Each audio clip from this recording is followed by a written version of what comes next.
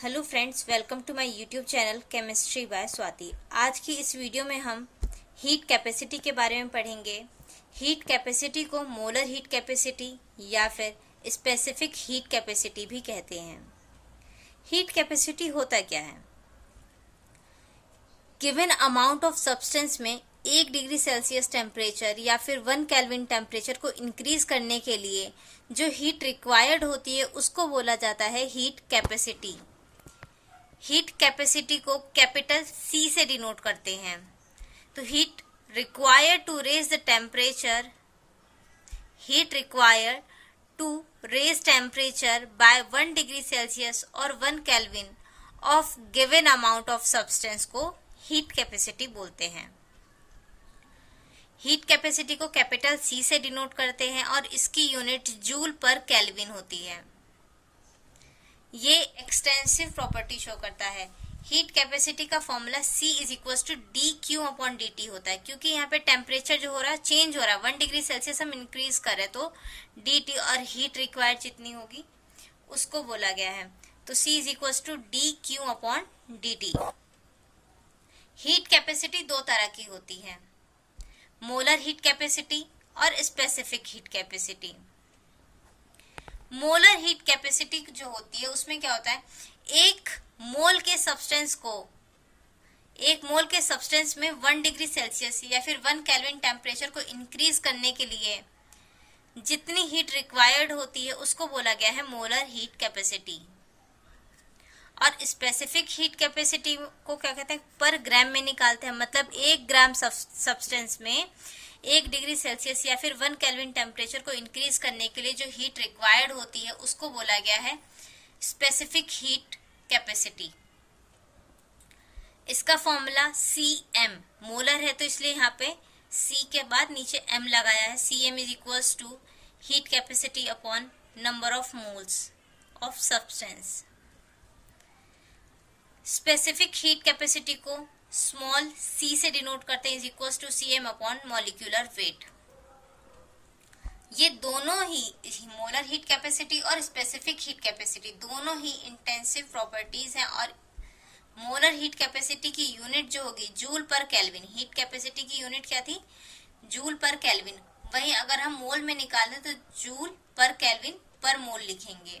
और अगर आप पर ग्राम में निकाल लें तो यूनिट जो होगी जूल पर केल्विन पर ग्राम होगी।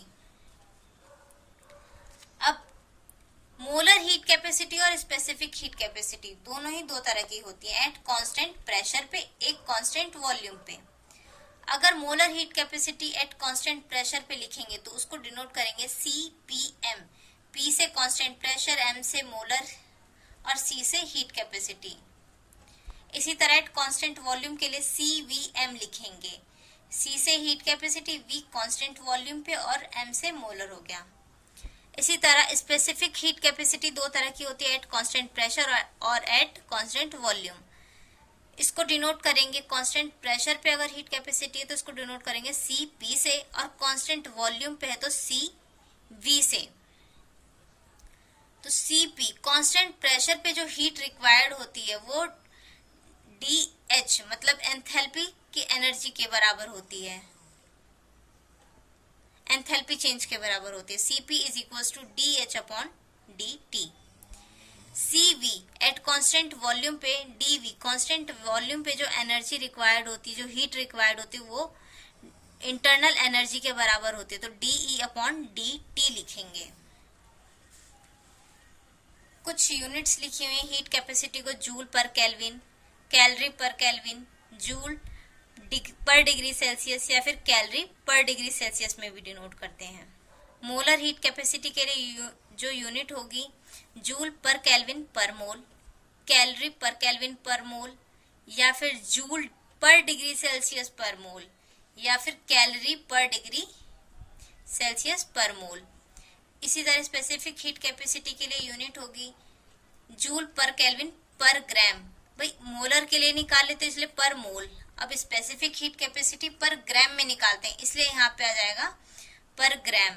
इसी तरह कैलोरी पर केल्विन पर ग्राम या फिर जूल पर डिग्री सेल्सियस पर ग्राम, कैलोरी पर degree Celsius per gram. If heat is supply at constant pressure, अगर हीट जो है वो कांस्टेंट प्रेशर पे सप्लाई हो रही है तो हम इस तरह लिखेंगे Cp इज इक्वल्स टू, हमने क्या पढ़ा था, Cp is equals to dQ upon dt। तो यहाँ पे कांस्टेंट प्रेशर पे है तो Cp is equals to dQ upon dt। Constant pressure के लिए यहाँ पर P लिख दिया है हमने, dQ अपॉन dt, और यहाँ पे लिख दिया P। कांस्टेंट प्रेशर के लिए यहाँ पे P लिख दिया। कांस्टेंट प्रेशर पे जो हीट होता है वो एंथैल्पी चेंज के बराबर होता है, तो इसलिए Cp is equals to dQ at constant pressure पे, उसकी जगह हम लिख सकते हैं dH अपॉन dt। इसी तरह if heat is supply at constant volume पे, तो कांस्टेंट वॉल्यूम के लिए Cv is equals to dQ upon dt, और बाहर हमने लगा दिया V। कांस्टेंट वॉल्यूम पे जो हीट रिक्वायर्ड होती है या जो हीट होता है कांस्टेंट वॉल्यूम पे, वो होता है एनर्जी, इंटरनल एनर्जी चेंज के बराबर, तो dE अपॉन dt हो जाएगा। जनरल फॉर्मूला है Q is equals to NC delta T। Constant pressure पे जो हीट होती है वो डेल्टा H के बराबर होती है, और कांस्टेंट वॉल्यूम पे अगर हीट दे रखा है तो वो चेंज इन इंटरनल एनर्जी के बराबर होगा। अभी जो आपको ऊपर समझाया वही इस टेबल में लिखा हुआ है, फ्रॉम इक्वेशन 1, फ्रॉम इक्वेशन 2। इसको इक्वेशन 1 मान लिया, इसको इक्वेशन 2 मान लिया। तो अगर हम इसको लिखें Cp इज इक्वल्स टू क्या है, dH अपॉन dt, तो dH is equals to Cp dt हो जाएगा। तो वही यहाँ लिखा हुआ है from equation 1, delta H is equals to Cp dt हो जाएगा। और एनर्जी के फॉर्म में देखें, इंटरनल एनर्जी के फॉर्म में, तो dE is equals to Cv dt हो जाएगा। तो वही यहाँ लिखा है delta E is equals to Cv dt। अब ये Cv जो है heat capacity at constant volume, Cv क्या है, heat capacity at constant volume पे है, इसलिए यहाँ पे V आ गया। और Cp heat capacity at constant pressure, इसकी यूनिट जो होगी जूल पर केल्विन होगी। वहीं अगर n मोल के लिए दिया हुआ है for n moles, delta H is equals to n CpM dt। Enthalpy जो होगी delta H is equals to n number of moles, CpM मतलब हीट कैपेसिटी के लिए C, कांस्टेंट प्रेशर के लिए यहाँ पे P लगाया, और M मतलब मोलर dt। अगर वहीं देखें delta E is equals to, तो delta E is equals to n CvM dt हो जाएगा। n number of moles, C heat capacity, V मतलब कांस्टेंट वॉल्यूम, M मतलब मोलर dt। तो CvM क्या हो जाएगा, molar heat capacity at constant volume. वहीं CpM क्या हो जाएगा, molar heat capacity at constant pressure. M gram, अगर ग्राम के फॉर्म में दिया हुआ तो मान लिया M ग्राम है, तो delta H is equals to M Cp dt। M यहाँ पे क्या है, ग्राम है, मॉलिक्यूलर वेट जो भी होगा वो लिया गया है। Cp मतलब heat capacity at constant pressure dt। वहीं डेल्टा E बराबर M Cv dt। Cv क्या है यहाँ पे, specific heat at constant volume. अगर हम रिलेशन निकालें Cp और Cv के लिए, relation between Cp and Cv for 1 mole of an ideal gas, तो मेयर्स फॉर्मूले से Cp minus Cv is equals to R हो जाएगा। और पॉइजन रेशो लिखें तो उसको गामा से डिनोट करते, तो Cp अपॉन Cv is equals to gamma. अब मेयर्स फॉर्मूला आया किस तरह से था ये देखते हैं। रिलेशन निकाला Cp and Cv for 1 mole of an ideal gas.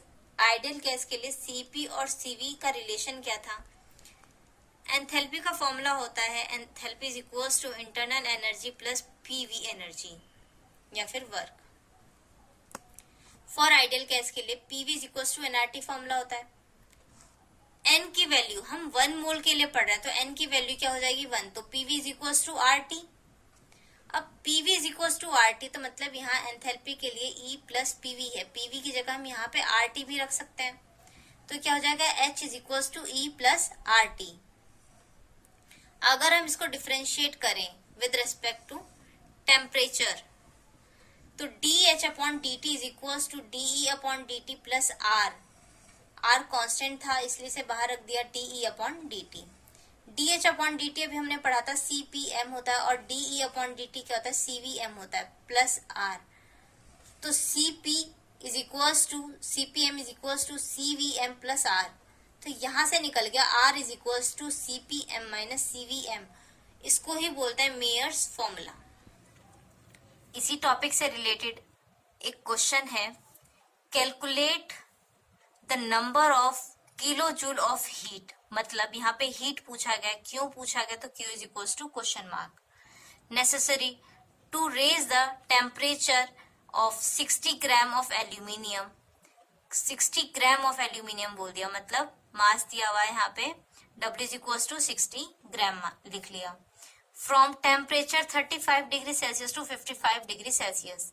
तो temperature T1 35 degree Celsius, T2 क्या हो जाएगा 55 डिग्री सेल्सियस।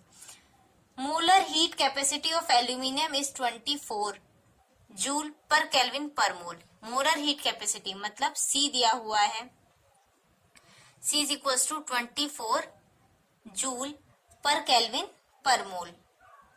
अब एल्यूमिनियम का मोलर मास कितना होता है 27 ग्राम पर मोल होता है। यहां से हम नंबर ऑफ मोल्स निकाल लेंगे, mass upon molar mass is equals to 60 divide by 27। Number of moles आ जाएंगे यहां से।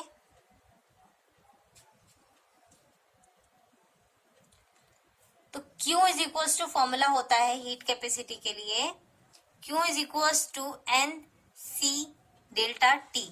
नंबर ऑफ मोल्स हमने यहां से निकाला 60 अपॉन 27, तो वहां पे n की जगह 60 अपॉन 27 इंटू C की वैल्यू 24 दी हुई है, मल्टीप्लाई डेल्टा T क्या होता है T2 माइनस T1।